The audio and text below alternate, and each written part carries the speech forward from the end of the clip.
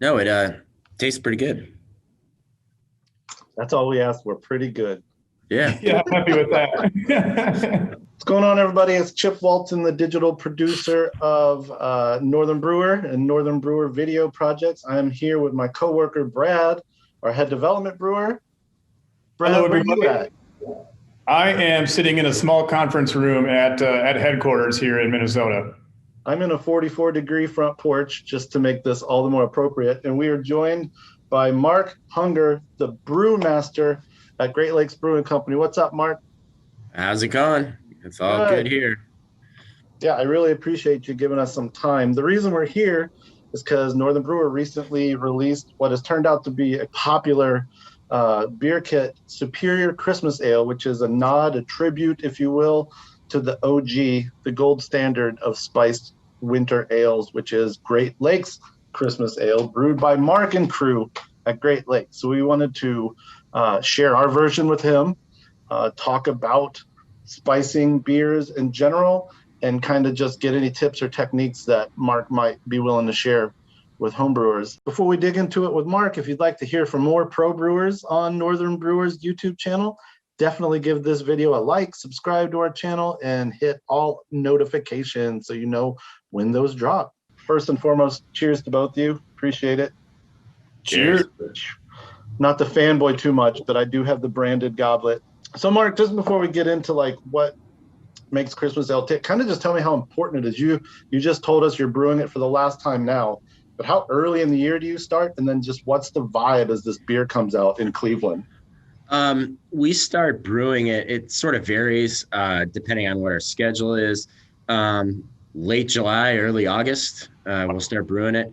It depends how heavy we're with Oktoberfest at that time. So it's a schedule management thing, really. But once Oktoberfest is done, it is hard and heavy Christmas ale, nonstop. So. And what's it mean for the public there? It's quite a fiasco and a festive kind of circuit, right? Yeah, it's obviously very well known, and people go crazy over it. This year, October 21st was our first pour at the pub, which was, I believe, a Thursday, and then it went into the outside market that following Monday. So we're the first to have, fresh Christmas ale in the city, lines around the block to get in type of thing. And it's pretty crazy. It's definitely a kickoff to the season. Just to put it in perspective, back, 2018, 2019, when everything was, no limitations with COVID or anything, we would open the doors and there'd be a line all the way around the block.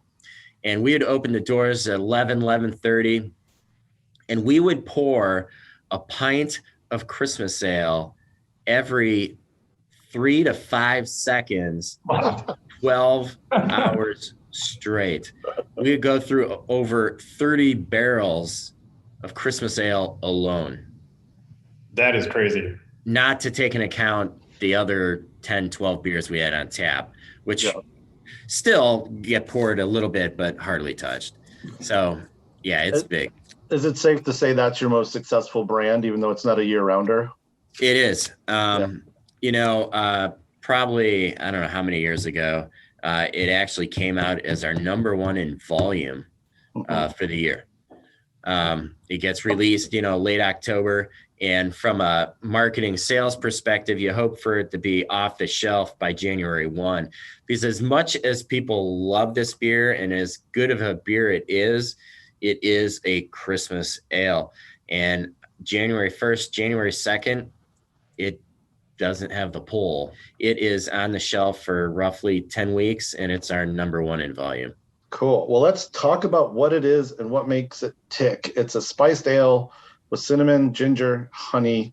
What kind of blew all of our mind is the length, the full boil of these spices. So that's kind of one thing we wanted to ask you about is, first and foremost, just kind of tell us what goes into this beer. Like, why is it? I mean, the base of this beer is basically a big amber ale. We brew, if we were not to put honey in it, it would roughly 15 Plato beer. But it's a amber ale recipe with a few twists. And then we add the honey, which boosts up the gravity a degree and a half, 2 degrees. So your base is an amber ale, you add the honey, and then we do, the full boil of the spices. So yeah, that's something I never would have thought to do. And I was awfully skeptical at first, but boy, it works. Yeah, the key is, I think our trait and our key is we don't use a whole lot. I mean, some people, there's some breweries, Christmas ale out there is like a bowl of potpourri in your face. And ours is a lot more subtle. We use real cinnamon sticks, not powder, the cinnamon sticks. And we use real ginger root that we send through a shredder, a chopper, chop it into quarter-sized pieces. So it's not cinnamon powder or flavoring or anything like that. We get boxes of fresh ginger root that are like this big, and we send it through a chopper, and it chops it up into $50 quarter-sized pieces. So that must be quite the operation. It must be fun to watch. It is. Smells great, but I'll tell you what, guys were doing a little dance come Wednesday. They're done with it. No more chopping that. Pumping honey. We go through a lot of honey. Over 200,000 pounds of honey over the course of the season. What is the effect then of the long influence of the spices? Because most of the literature will tell you that spices are like a flame out, a 5-minute or a 0 thing. What do you think gets transformed by having these two spices in the beer for a full hour? Again, it's cinnamon sticks and the ginger root. That's not to say other spices. When we do, some of our Belgian wit beers and stuff like that, we don't have spices in there that long. It's just something with the ginger and cinnamon. It's allowable to let it in there that long. And you just get more of the deeper flavor out of it, I think, for sure. But you don't want to use too much, otherwise it's going to be too harsh and too intense. Definitely gives it a nice, complex and yet subtle flavor from the spices. Well, I know when we brewed it here at Northern Brewer, I got a lot of compliments when that boil was going because it made the whole building smell just wonderful. Yeah. And I bet you we make the whole neighborhood smell great. Yeah. Smell here. When I get out of my car in the morning, I'm like, that's what they're brewing. You can smell it a mile away. Pretty obvious. Yeah. And we've had several people comment on the the behind the brew video that we do for the kit. People are like, I've got it. I brewed it. It was the coolest smelling brew day. It's almost like holiday bakery instead of a brew house. That is true. I mean, it gives a great smell to it. And then we had the honey early in the process as well. In the beginning of the boil is the honey. And, years and years ago, people are like, well, why don't you just use corn sugar or whatever? But honey has a lot of complexities too. Yeah. There's a lot going on in honey. There's the chemistry of honey is pretty complex. And we get raw, pure Michigan honey, and it's fairly unrefined. I think it's pretty thick stuff. Would you say spices are much like hops in that way, where if they go in at 60, you get a different kind of vibe from them than if they go in as a flash in the pan at 5? You're definitely going to get different stuff out of them.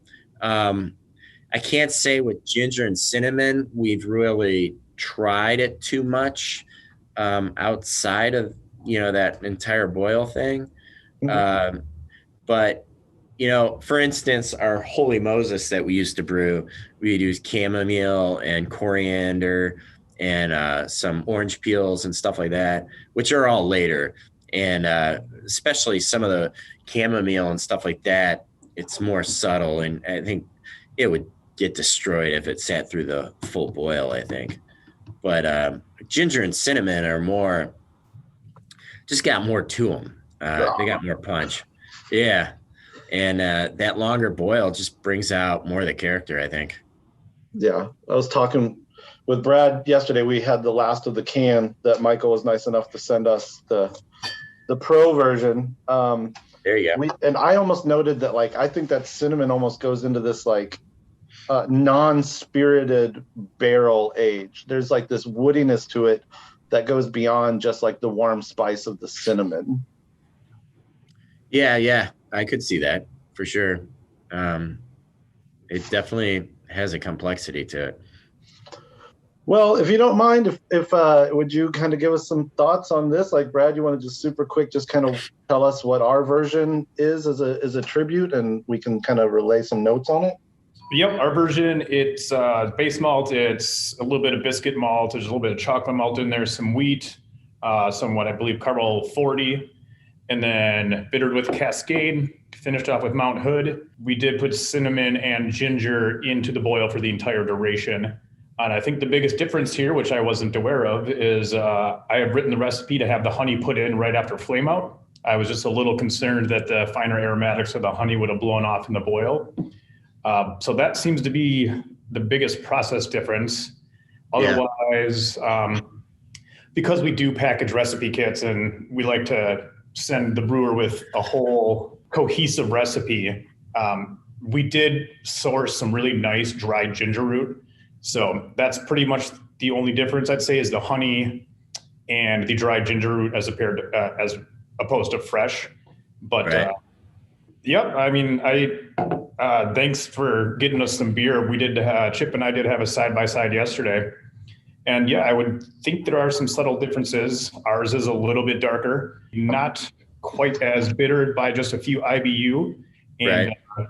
A little bit heavier on the ginger than the Great Lakes version. But otherwise, I'm pretty darn happy with how it turned out. Yeah. I catch a little difference in the finish, maybe. Yeah, I think the Great Lakes finish is a bit drier. Yeah. But yeah, I mean, it's a great version of it. Color is spot on, I think. Yeah, it's really darn close. I think you're probably an SRM lighter, maybe two. Yeah.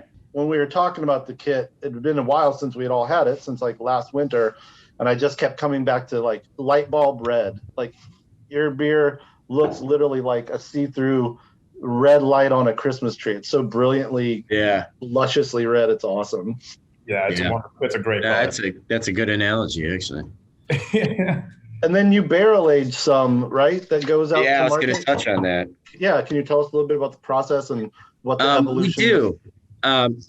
Like I say, it's sort of tricky when we're doing over 300 batches of stuff. I mean, we're brewing like 30,000 barrels of this stuff in a short period of time. And when you're getting to the end of the season, it's like, we need it. And then, okay, next beer. And so it's from a planning perspective. It's like, I was on the phone with our scheduler just before they're ready to start the last tank. I'm like, all right, is this the number, what we're doing? Is this what we're doing? We need one less, one more. So you're trying to figure out exactly what the distributors want and stuff like that. And one year, a few years back, we made a little too much, a tank or two too much. And we had been barrel aging for quite some time at that time, our Imperial Stout and messing around with some other stuff. We're like, well, let's get a bunch of bourbon barrels up here. And it's, we don't have a home for it. Let's throw it in there. So we threw it in some bourbon barrels and then let it sit in there for 6 months. Brought it out in July or so, and it was a hit. And it tasted really well. I mean, it tastes great. Perfect. And, it's half Christmas, so that's perfect. Yeah. And that was, I want to say 3 or 4 years ago, we did that for the first time. And that's been like the new sort of rage. And now it's like whenever we sit down and determine how much we're going to brew, we always add another brew at the end for barrel age. It just is, this beer is, that heavy amber ale texture, the honey background, ginger and cinnamon. And then you throw in the bourbon and vanilla notes from the barrel aging, and it really. Have you guys had our barrel aged stuff? I believe Chip. I was lucky enough. Yeah, Michael Williams sent me one, and I Okay. drank it on half Christmas, so on June 25th, and it was. I noted, if I remember correctly, like the ginger had kind of totally faded, the heat of that ginger, but it had just doubled down again on that woody warm spice kind of flavor. Yeah. Um, It's yeah, I complex. just what's that? It's complex. Yeah, Probably gonna have to brew this again and get it on oak because that sounds just fantastic. Yeah. I get a lot of, I always pick up a lot of vanilla when we barrel age stuff, and that vanilla with the ginger and the cinnamon and all those notes just, they go well, go really good.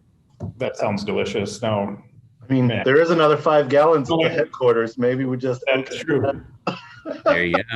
It's only noon now. All I want to do is drink beer. Yeah. Well, Mark, the last thing I kind of want to ask is we joke about it. I talked about it with Michael Williams, your education director, before. Brad and I kind of joked about it in our video, but like Northeast Ohio style holiday ale, should it be a BJCP or like a GABF category? Take it away from just random winter warmers and make it its own thing, because you guys set the bar at this like 7.5 ABV. Yeah, right. I'm all for it. Here's the thing. When we develop a beer, we don't develop a beer we develop a beer that we want to make, that we think tastes good. We don't, and then maybe we should do it differently. I don't know. I don't think so. And then we look at, GABF's coming up, competition's coming up. And then you start looking through these. I'm like, there are so many of our beers that we make don't fit in any of those categories. So we either don't do very well in some of these competitions, or we just don't even enter them because they don't fit this specific categories. GABF, if you're off by a little color, can be an awesome beer, but they're going to push it aside. Knock you. Yeah. And we've entered Christmas ale a couple times, but and obviously it's a great beer. And it would always get knocked for something, but yeah, which is annoying, but what are you going to do? And there's so many breweries in your region, though, that have like taken that flag, whether it's from, people from your brew crew that have moved on. Sure. Or just like I've been to Cleveland several times during the Christmas season, and it's like you can literally make a pub crawl out of hitting up all of the holiday ales in town. So they're all spiced a little differently, yeah, and little subtle differences, but generally speaking, they're all an amber ale. Some have nutmeg, some have this, that, and the other thing. But generally speaking, a lot of them have honey. So you're correct. There's just variances of this. I don't want to say the same thing, but unless Brad has anything else, I think we're good to go. We appreciate you giving us some time. Brad, you got anything? Yeah. Well, no, I just want to say thank you for your time, and no problem at all. And I love the beer, and I'm glad you got the opportunity to try to, take a stab at it. And I'm glad you like it. And yeah, I think it's wonderful. And thank you so much. Awesome. Not a problem at all. You guys ever want to sit down and talk about some other beer? I'm in. I'll talk to you all day long. Yeah. I was going to let people know, get a 6-pack, or if you're the Waltons, go get your case of Great Lakes Christmas Ale. You can track it down through greatlakesbrewing.com/beer-finder. We'd also love for you to brew your own superior Christmas ale, maybe put your own tweaks on it, as Mark's saying. It's not a tried and true thing. It's just kind of a festive not at all. freestyle. We didn't call it superior because we think it's better. That just happens to be the Great Lake we touch. Yeah. I was like, this sounds really cocky of us to be talking to the people who originated it and be like, how do you like our superior Christmas ale? One thing about our Christmas ale, though, is it's a beer that almost everybody can enjoy. When I first started working at Great Lakes years and years ago, my friends drank like Bud Light or Miller Lite, and they're like stuck their nose up to craft beer, but they'd come to a party and bring a case of Miller Lite, and then all of a sudden the Miller Lights left and all my Christmas ale's gone. So it's a beer. It's not a 80 IBU IPA or something that maybe a select few are going to like. It's a beer that a lot of different beer drinkers can drink. And it's a beer that even non-beer drinkers, when they drink a beer on the holidays, they reach for this. So it's absolutely approachable. That's for sure. Yeah. It's a thing of beauty. All right, y'all, brew your own extractor, all grain version, northernbrewer.com, greatlakesbrewing.com. Go track it down. Have your own side-by-side. I'm empty at this point. There you go. All right. Thanks, Mark. Thank Cheers, you. guys. Appreciate it, guys. Yeah, Have a man. great day. All right. We want to give a big thanks to Mark Hunger, brewmaster at Great Lakes, for giving us time out of his day in the middle of the busy Christmas ale season.